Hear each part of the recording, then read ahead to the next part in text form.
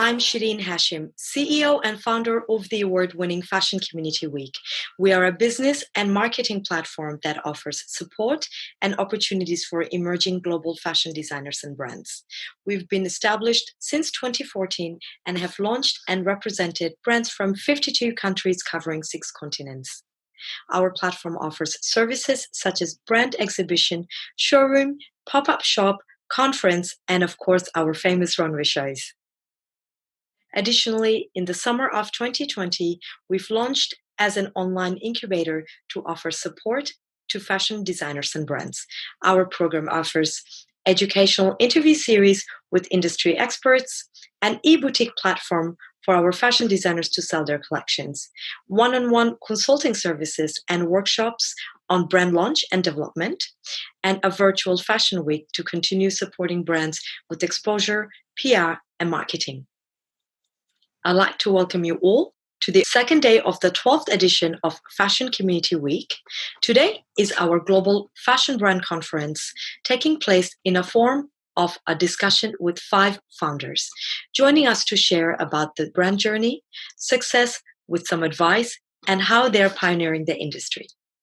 Joining us today is Katriane Hardewin from Elegnano, Pauline Gesney from Induo, Joaquino Gentil from Gentil, Feride Akar from Leopard PR, Daria Ilkour from Daria Ilkour Designs.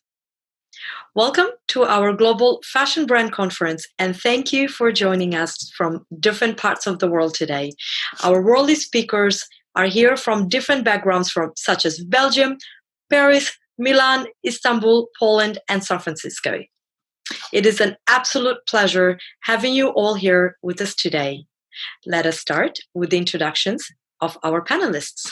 Pauline, would you like to go first?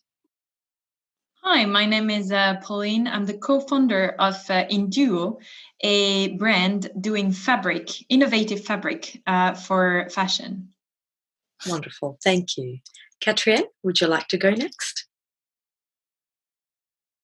I am Katrine Hardewin, and I'm the founder of Elegnano. The name is actually literally a combination of the words elegance and nanotechnology, and then pronounced the Italian way, which is a good summary of what we do. We make elegant shoes for men and women, use nanotechnology and other technologies to make the shoes more durable, comfortable, especially, and enhance the quality. And then they're made in Italy, so that's where the Italian note comes in.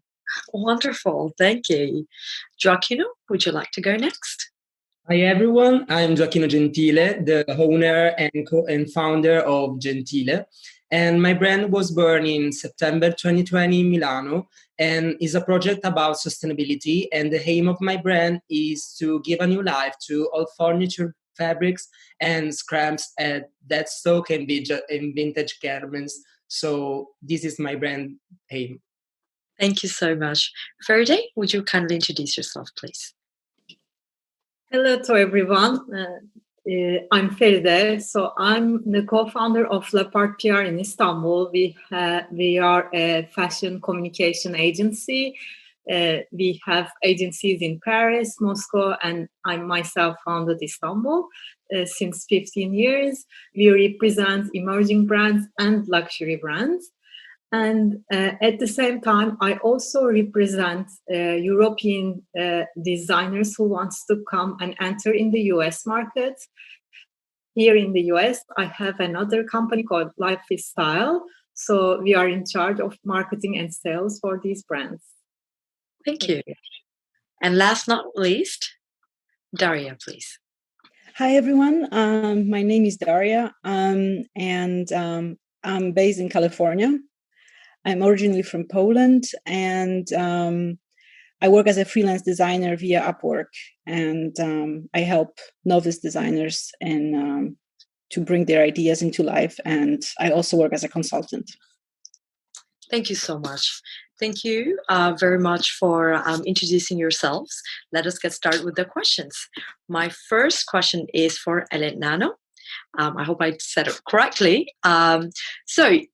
The award-winning Elegnano shoes are created with Italian craftsmanship and designed in Belgium with nanotechnology embedded into each piece. How does the use of technology help in the creation of the different types of designs that you carry? Yes. So for people who are less familiar with nanotechnology, it takes place at a very small scale. You don't see it, you don't feel it, but it's there, and you can use it to change the properties of a material slightly. And so for Elegnano and in our designs, I selected materials, specific leathers that are actually very soft and delicate, and that you wouldn't be able to use them for shoes.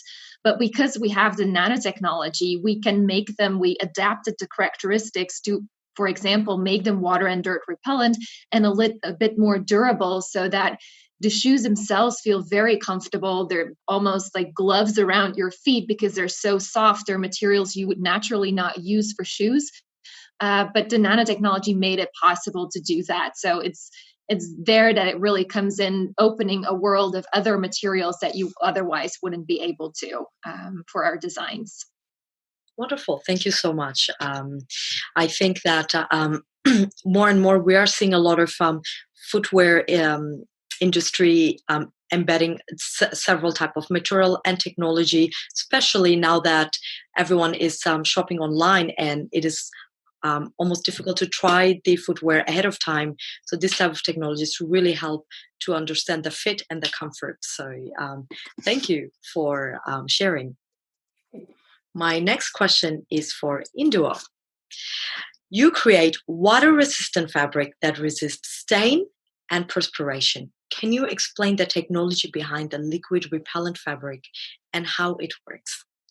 Yeah, so traditionally, stain resistant is not something new. It's been around for about 20 years. And traditionally, we would put some chemicals on the fabric and it would work. The problem with that is it tends to wash quite quickly, to wash off. So it's not durable in time. And also it alters, sorry, I'm not native English, the touch of the fabric, makes it a little bit wrinkly, and the breathability also. So we managed to actually find a new technology that we patented, and it's in the fiber. So we really transform the cotton fiber. One of the aspects is that we transform its shape. So it's a U shape, empty in the middle. We make it more rounder, but there's also other chemical processes at stake.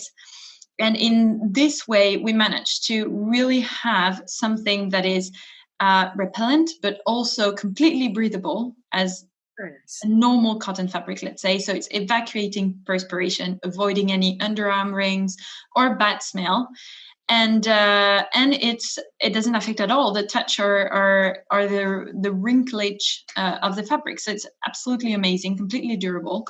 And we have been selling that to large companies in ready-to-wear, but also for smaller companies like made-to-measure designers, because we sell with no minimum and we have stock service. So it's quite convenient for everyone to test it out and be able to really play with the technology. Wonderful. And are your consumer clients, are they in Europe or other parts of the world as well? Yeah, so we're selling in 25 countries currently, so we really ship worldwide. And as I was saying, any designer, fashion brand, but also for uniforms. For example, we have customers in hotels and restaurants who don't want to have their staff with big underarm rings when they bring your food. Also with for cosmetics in massage salons, stuff like that. So it really is a quite versatile fabric, actually. I also see airlines as well. Right? Yeah, that could be one. Not currently, but shout out to all the airlines out there. We would be thrilled to equip you with our fabric. Well, you heard her. You should make a call. Well, that's great. It's very impressive. I was actually reading up on, and I just couldn't stop reading all the information you had on your website. Sorry, I'm just curious. Are you planning to have your own line as well? With this fabric someday, because I mean, of course, you are selling the raw material to rest of the world. But how about Induo? Would you have like an Induo line? We did ask ourselves that question several times, actually, especially in some countries where we have trouble finding distribution. We're like, shall we start a line of our own and go in countries where it's not open yet for us. But we decided not to, because we focus most of our profits go towards more R&D. So we have several projects on the go. One is, so the fabric we currently have is cotton, 100%, and we're currently working on wool to make a more ecological wool fabric, and also on recycling. We have a huge recycling project, so pretty much all of our profits go just to more R&D and more R&D and more project, because everything we do at Indio is try to match performance with ecology and make fabric that are more durable, need less care, washing, ironing, drying, so that we can reduce the overall impact of the fabric. So we're more focused right now on developing new technologies than launching a fashion line, to be honest. Wonderful, wonderful. I did have some questions on sustainability for you, but I will come back to you on it in a little bit. Well, my next question is for Le Part PR.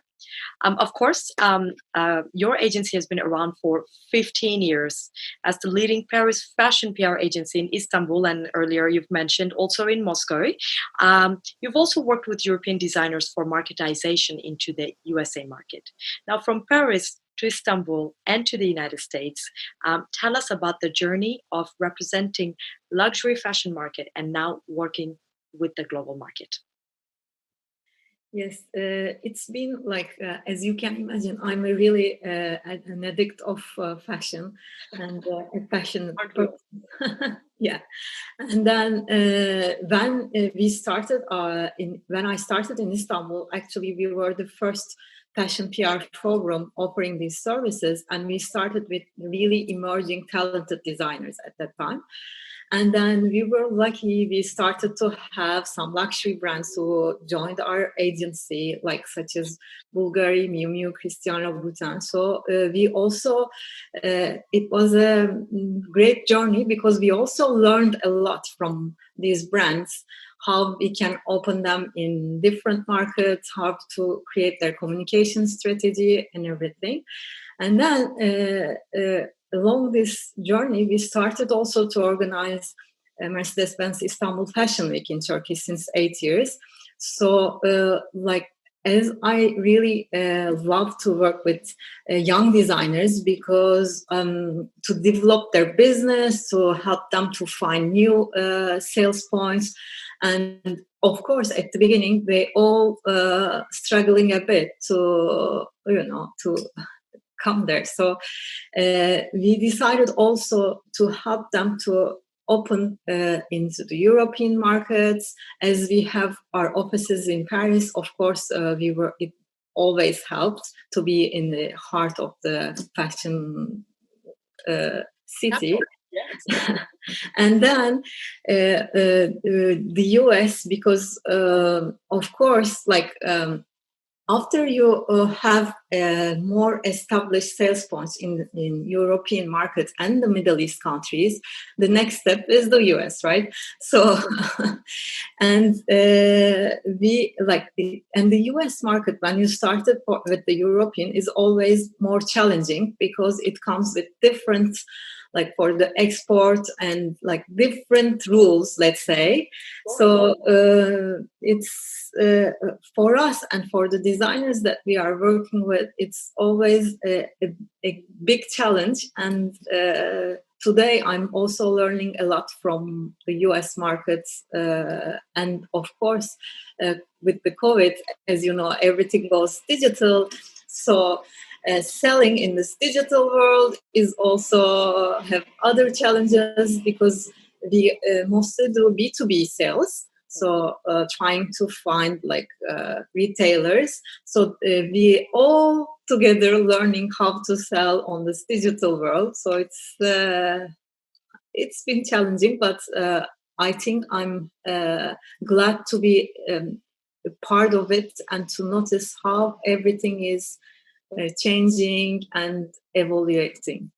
So thank you. I think this is a beginning of something in our industry. It's a multi-trillion-dollar industry, and we cannot just keep it to ourselves. I think that it should definitely have more visibility digitally. And I think even though for pandemic, I know a lot of small businesses had suffered, but also this was a learning curve for many companies, and to know how to prepare for something that comes to you unannounced, right? This was for all industry, but specifically our industry got hit the highest, So thank you for representing all these emerging designers. We work with a lot of emerging designers, so we know how difficult it is for them to get started, and especially being in this in the current situation.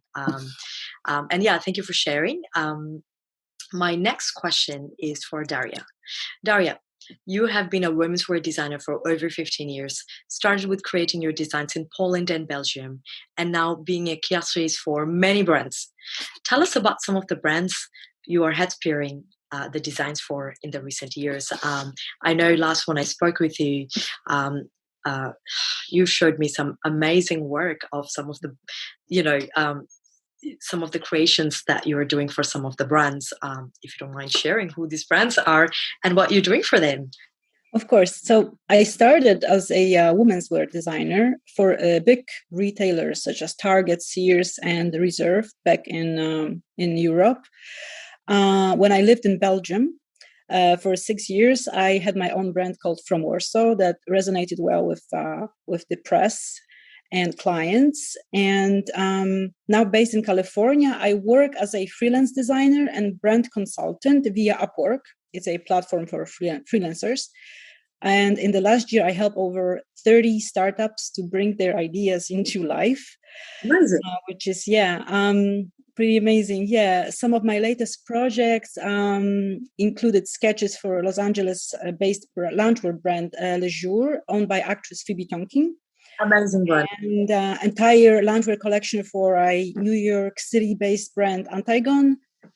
Besides designing, I provide novice designers with customized trend reports and creative direction. I also offer consultative services. Wonderful, wonderful. I think you're doing wonders. I'd actually seen Phoebe Tonkin's collection, and it was it's a pretty amazing experience. Yeah, and it is so suiting to really work from home, but don't. Strange, but wear that collection and just look fabulous. Working from home. So it's a great collection. Thank you, Daria. Now, my next question is for Gioacchino. Of course, Gentile is a sustainable brand, utilizing, as you've mentioned, vintage fabrics, remnants, and dead stock materials that acquires a new identity created into beautiful pieces. Your concept is quite suiting for the current marketplace, as there has been recent growth in sales and high demand in the vintage market. In fact, large luxury brands I was just reading about recently are also looking to enter this market to embed sustainability into their marketplace, into their practice, of course. How does it feel to have an early start into this sector of the industry while this concept is still not as prominent in the market, in the Milan market? Yeah, of course, this concept is not prominent in the Milan market yet. And Italian fashion is just now starting suggesting fashion is in a sustainable way. So my brand, Gentile, is a project about sustainability. And I started recovering all the old furniture fabrics and the scraps, the dead stock fabrics, and reinventing vintage garments. And the brand aim is to create no-season capsules that can tell a story. And the difficult part is to share a new point of view about vintage culture in this city that is now finally facing with ethical fashion. So for sure, the hardest part is start selling my brand. And at the same time, I found a really challenging reality to face with in Milan. Sure. I mean, that market is growing so fast over here right now that, we have some tech companies like The RealReal, which did quite well because it was representing all the vintage products, right? And there's birth of other companies that we're currently working with are doing the same. So thank you for what you're doing. And I think that, you're still fairly new, and you will definitely get the recognition for what you're doing, because right now this is definitely a big market that's growing in our industry. So I wanted to now ask Katrin again another question.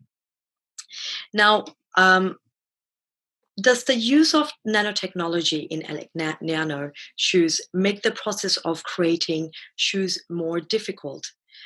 How does this technology in leather shoes differ from a brand that does not use it?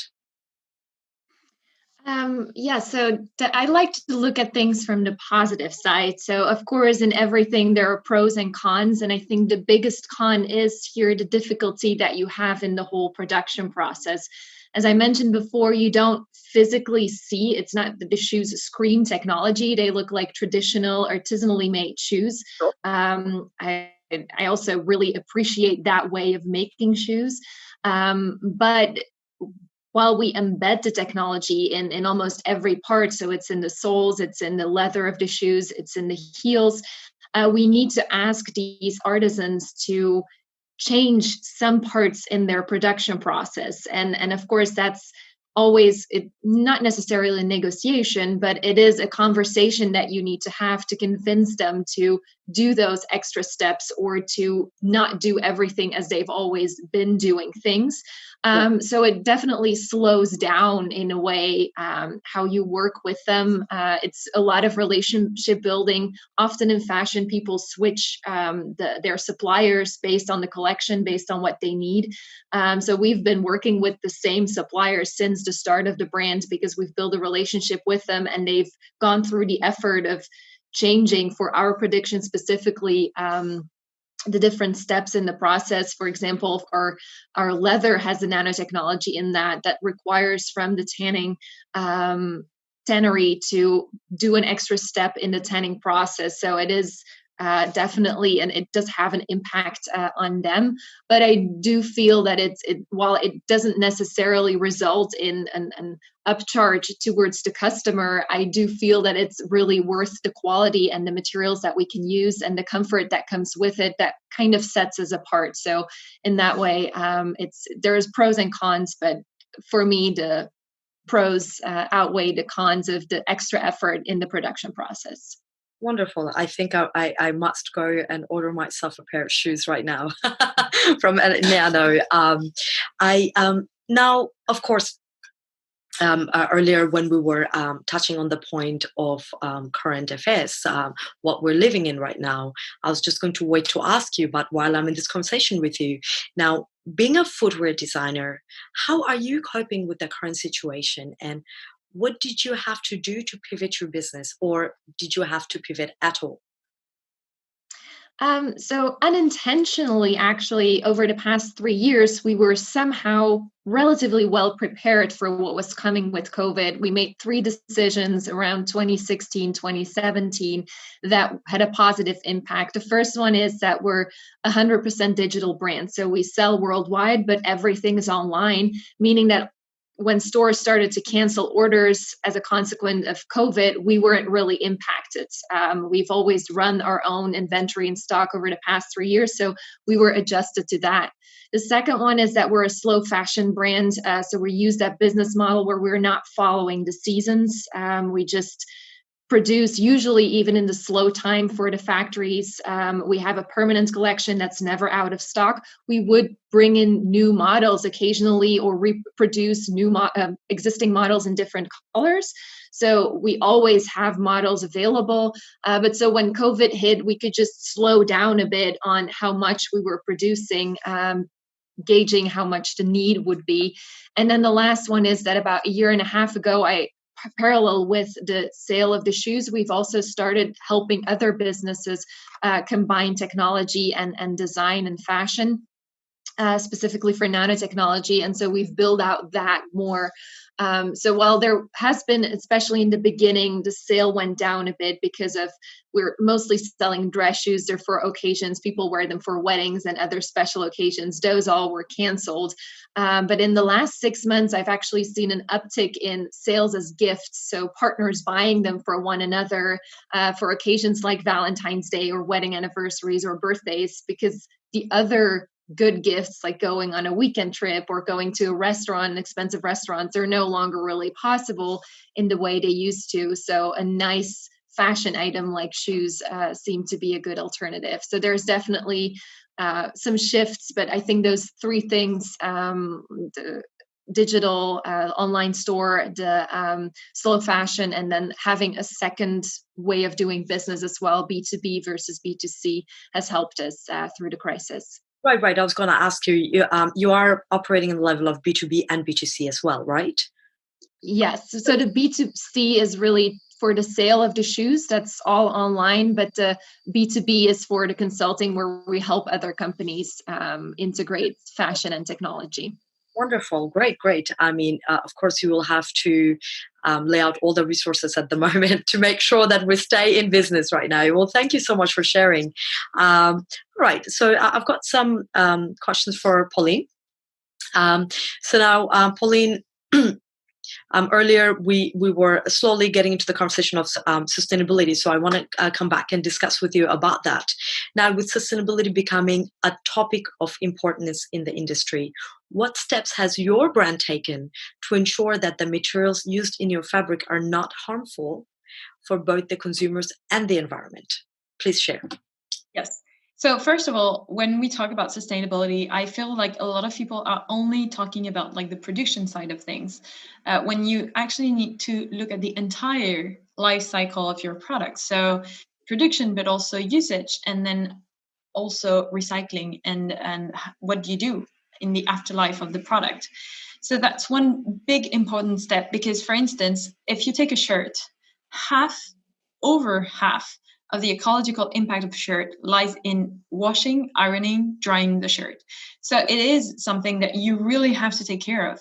And when I see some people who are like, oh, we gain like 10% of gas emissions in production, for instance, I'm like, okay, also the environment is not just CO2. It's also the usage of agricultural land, pushing people to take forests down to make agricultural fields instead of that. It's also water consumption. So there are a lot of impacts. And when we talk about the environment, it's not just one grade over 10, and it's not just production, it's the entire life cycle. And one thing is for sure, when I was hearing about slow fashion, the only right solution is to buy less. And you can have brands saying, yeah, but it's organic cotton and stuff. Yeah, but at the end of the day, if you buy 5 of these organic cotton shirts, it's still too much. So that's the hard truth, that the only way we can do that is by making garments last longer, need less care, and also being more responsible for production. So for the two first thing you've understood, we've got that covered. And now for the production side of things, for now what we do is we are all Oeko-Tex certified, so that ensures in itself that there are no harmful chemicals that we use.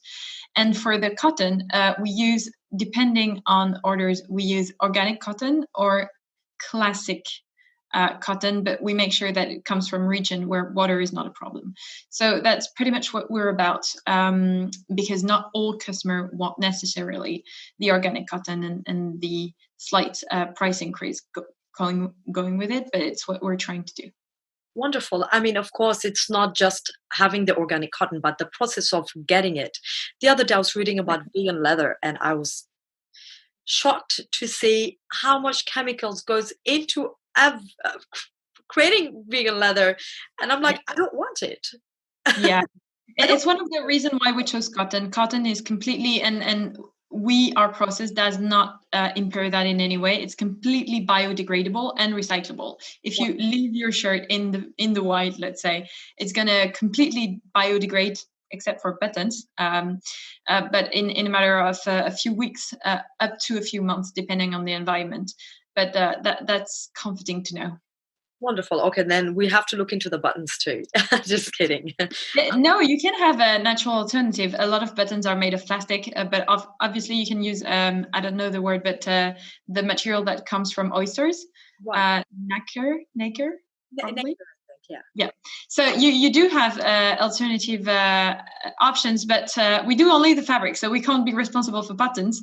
We can't do it all, but for sure there are alternatives for brands who really take that into account. Sure, I think we'll have to have a separate meeting for that to make sure that we get you those buttons, so then you're 100% organic. Thank you so much. Now, while I'm in that conversation, I have so many questions for you, but obviously, from if I'm not mistaken, I saw that the smart fabric is great for everyday usability, and the fabric is more like a shirting fabric. Are there plans to create into the fabric which will be durable for athletic wear, loungewear, or casual everyday clothing?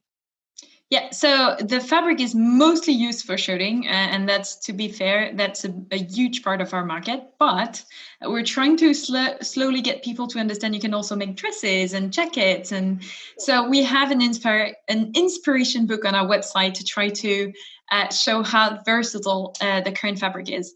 But it's quite impressive. Sorry, I saw it on your website. It's quite impressive.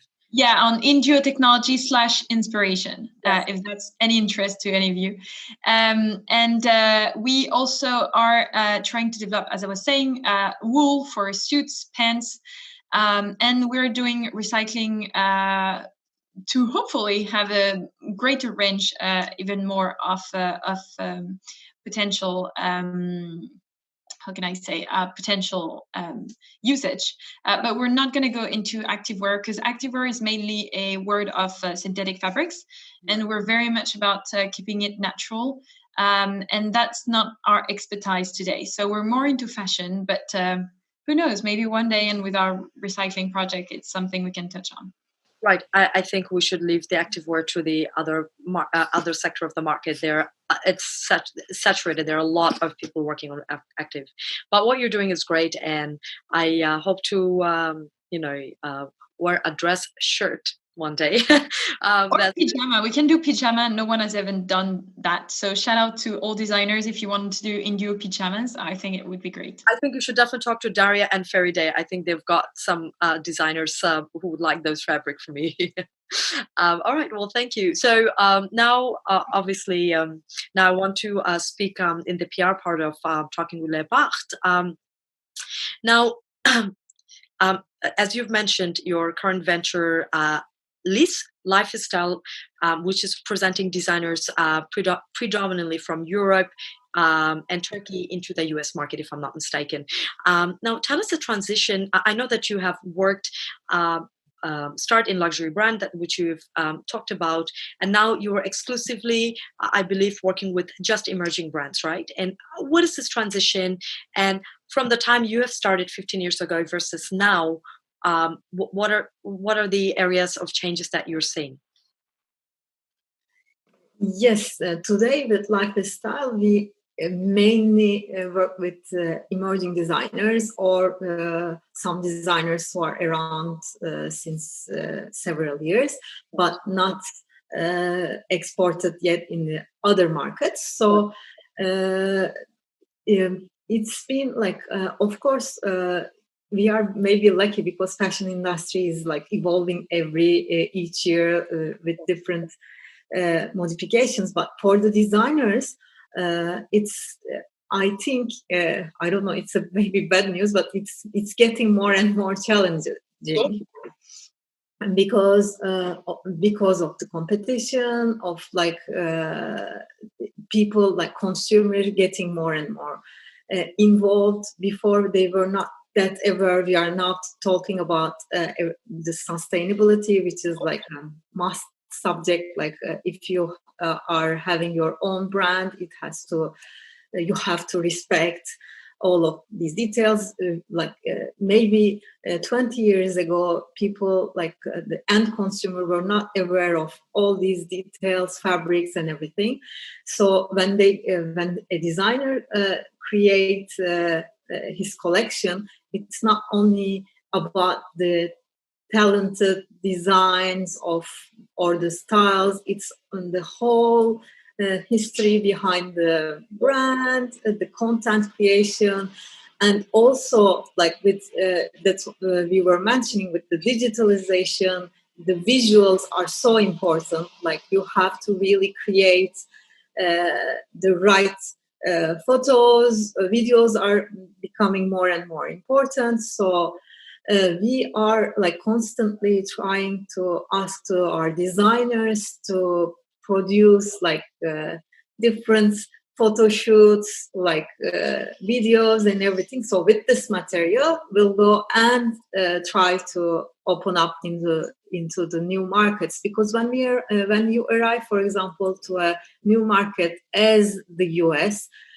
as a no-name brand, because we usually started with the brands they have no sales points yet, so it takes us a while to present the brand. And when we notice that when we present the brand, they all want to know what's it behind, like the philosophy, what the designer is looking for. So it's like it's not only about the designs itself. So it's the whole package that we are trying to promote and then explain to retailers and convince them to test. Of course, since a year, what we do is we are participating into different virtual shows. As you know, we cannot go anymore physically do trade shows to present the collection. Virtual since last season, so yes, I know. So virtual shows are also all about the visuals, right? Because you have to catch the attention of the retailer, of the buyers with your visuals or with your videos. So it's like it becomes so important to create the beautiful materials. And then what we try to do is they are not able to touch the garments anymore. They can just see. We do more and more, lots of sending samples. So then when a buyer is interested, we are sending samples. So this is the whole new way of doing that we are also learning. Buyers are receiving lots of emails. So sending just a lookbook or line sheet to the buyer with the email doesn't serve enough just doing this. So you have to follow up a lot with the phone calls, so it's a really, really new way of working for us too, like trying to understand how we can touch the retailers, how we can differentiate ourselves with the brand. So it's really, really lots of different changes. Right. I mean, I was going to ask you about the changes, but you've already answered that question for me. Yes, before I remember when I started in the industry 15 years ago myself, things were a lot simpler and straightforward. We followed a season, couple of seasons a year. Now there are micro seasons within seasons. And of course, with everything being on social media, I think the designers have to keep up of following these trends, micro trends, to make sure that what's today is not yesterday already for them, for the collection. So it is a challenging time for designers, but I also feel that this is also a breakthrough in the industry with everything that's coming in with technology. And talking about technology, I want to ask Daria this question because you've been such a technical designer for so many years. Now with new technologies emerging in the market, how do you feel the role of a fashion designer will change? Will there be a new wave of creativity, or do you feel the technologies are challenging the creative role as a designer? I think technology has made it easier for fashion brands to showcase their work to a wider audience. Well, I'm talking about the designer point of view, like you are a designer, like the technology. Yeah, it's not just a benefit to a brand, but consumers as well. And fashion products have become more accessible and the process more convenient, at least for me. Okay. So like basically as a designer, when you are creative directing a collection, I know back then we had to literally make little samples or so, but now do you think that these technologies are helping you to get the process faster to create samples for the designers, if you may? for the brands, if you may say, you're working with? I'm not creating physical samples. I'm providing them digital designs. So yeah, it's technology and technology only. So I communicate via social media and Zoom. I design within a computer program. So definitely, I mean, that's my way of delivering.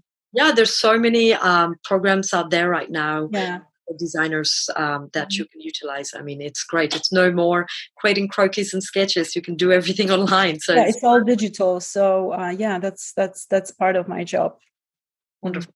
All right, thank you. Mhm. All right, so I have a question for Gentile.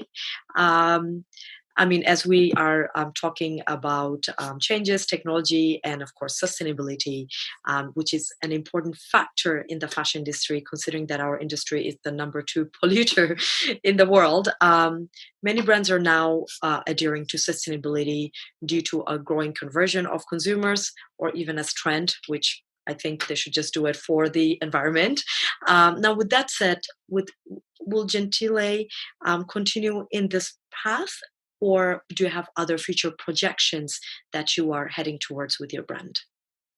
Okay, so for sure, Gentile will continue in this path because the cornerstone of my brand is uniqueness and at the same time sustainability. So in Italy, we have a really important tradition of production of textiles. So I hope that I will expand my suppliers network in Italy, near Milano, like in Como. There are a lot of industry of fabrics that have a lot of remnants in their warehouse. So I hope I will expand my suppliers network to give a new life to all that fabrics that are dying in the warehouse in Italy. And at the same time, I see in the future of Gentile, a clearer and a wider vision of the Gentile imagination. So I hope that my brand will grow in the material research as in the imagination presentation. Wonderful. Thank you very much. Now, I wanted to open up some questions, just some general questions to all of you. Of course, first of all, I wanted to see what do you predict the fashion industry will look like in the coming years, especially in a post-COVID world? Because right now things are opening up slowly in certain parts of the world. Would you like to go first, Katrin? Yes, sure. I think there is a difference for me what I hope the industry will move towards and what might happen. I think we've seen how what the impact is of something like this, if a system that's so fast paced, as you were saying, it's micro trends and seasons, and that slowing down would probably, in combination with social media that's been pushing that, probably be a good way of going about this, and maybe focus on more quality and less sale. Of course, it's the business model for a lot of companies. I mean, if you look back in history, people would spend a lot more money on just a few pieces, and we're now accustomed to spending no money on a lot of pieces, and it kind of levels out to hopefully get more balance, as what I hope that COVID will go to. But of course, it's a very big industry, and the very big players work in a different business model, so it might not be where it's going. I see. Well, I guess we'll have to wait and find out. What about you, Pauline? Do you have something to share about this? Well, I completely agree. Hopefully we'll go towards more green projects, and this is why first it's our core value as people for my co-founder and I to go eco-friendly, but also I really hope that, for example, the recycling project is gonna pick up because of that, and that more and more. I would say it used to be a bit of a greenwashing effect for some brands to just include a few products here and then with some labels, some certifications, that would make it okay for the rest of the collection, if you know what I mean. And I think now a lot of brands are trying to do better because customers are asking for a better impact of the collections in general, and also are starting to be willing to pay for it, which they were not in the past. And we have had a lot of contradictions in customer behavior, asking for a more eco-friendly economy, but then keeping on buying the bad stuff. So I do think COVID has changed that. People have, at least I saw the numbers in France, the savings for French people has gone up dramatically. It seems we only spend in restaurants, and they're currently closed. So this is everywhere in the United States. We can't go out anywhere, and you're like, wow, what was I doing all this time? Yeah, right. Where was I spending my money? So hopefully that helps people to buy less with more quality, exactly as Katrine said. You've lost. No, absolutely. I think less is not less. Less is definitely more. I think we should definitely, put a good ticket price on something that is good for our environment, helps with the labor, helps with all of the ecology of, creating a piece to a final product. I think this is just so important. Joaquino, would you like to share something? Yeah, I totally agree with them, because I think that in future fashion will have, after pandemic period, fashion will have a more ethical thought, and then we can we can give a new life to the vintage, or like upcycling. There will be more space to expand the market of old clothes, and of we cannot waste fashion in after pandemic period. Sure. Absolutely. I totally agree with you, Joaquino. Thank you very much. So now I want to bring our attention to our final question, and I'm sure all of our audience would like to hear all of your expert advice, that you can give to all the emerging fashion brands and designers who are watching this show, and everyone else, obviously, to see if you can share with us on how to survive in this marketplace with the current situation. Feride, would you like to go? Yes, of course. I think, just coming to your previous question, I think we will also, after COVID, have this democratization of the fashion, because, as you know, we just had this Milan Fashion Week, Paris Fashion Week is still going on. We see all these, as they are not able to produce these big, amazing shows anymore, we see more and more, for example, fashion films coming out. So today, in your YouTube, you can have all these big brands with the designer brands have their fashion film, and you can choose. So everything is becoming more democrats, I think, for the fashion industry, which is good, and which also will give opportunity for the new designers, for the new names. So I think it will be a new whole world. So this means also opportunities for the designers. So coming back for the what we can advise to them is, of course, I think in this crisis time, opportunities are here. So especially for the newcomers, if you read well what is coming up after this pandemic, you can have really successful. But I think especially young generation to be patient to come and then to develop their brand. When you start as a new brand, of course, the differentiation is very important. How you will differentiate yourself from the others. What are the like Katrine was explaining about this mix with the technology and fashion, like coming up with these new and different ideas than others.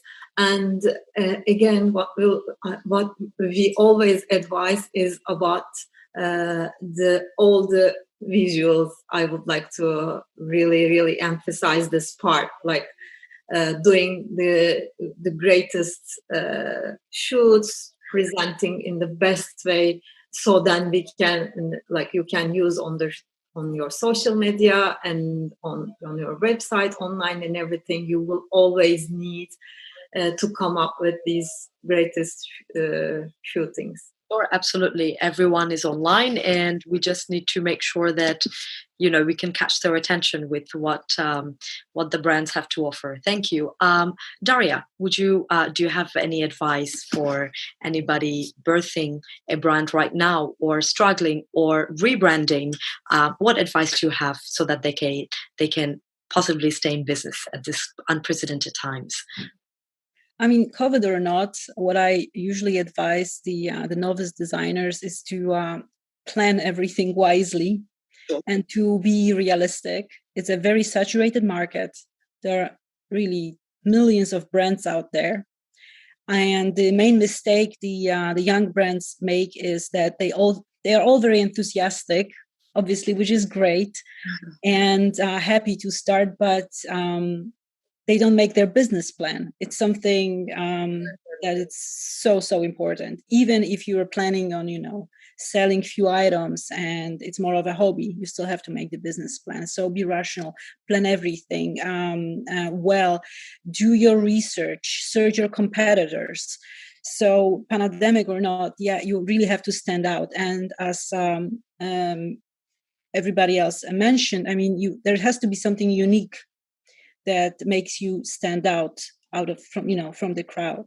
Absolutely. So something signature. I always branding. It's crucial. I always give an example of the Scandinavian brand Totem. I mean, it's all about branding here. If we strip the brand from all these beautiful logos and prints, these are just beautiful clothes that you can find anywhere else.